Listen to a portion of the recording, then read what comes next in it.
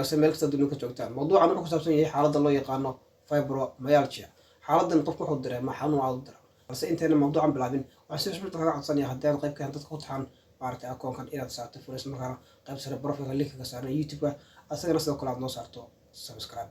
Aad baad mahadsantahay. Hadduu ugu soo noqon mawduuceenne xaaladda loo yaqaano fibromyalgia ayaa dad badan oo Soomaaliyeed waayadii dambe aad uga cabanayeen. Xaaladani ma la garanayo sababta oo ay keena balse waxyaabo badan ayaa loo maleynayaa inay keenaan.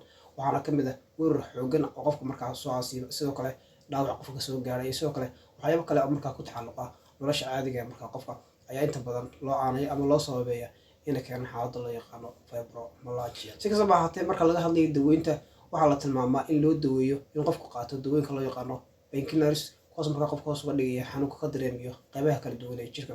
waxaa kaloo qofka la siiyaa habab markaa uu raacayo waxaa loo yaqaano jimicsiyada kala duwan iyo sidoo kale hanaan kale loo daweeyo sida yoogada oo kale. dhammaan kuwaasi waxyaabo ka caawinaya qofka in la yareeyo xanuunka dareema markaa qofku uu ka dareemayo waxaa loo yaqaano qaybaha kala duwan markaa jirka taasoo markaa ugu dambeyn qofka yareynaysa xanuunka markaa uu dareemayo. Tani kula dambe nabadgelyo.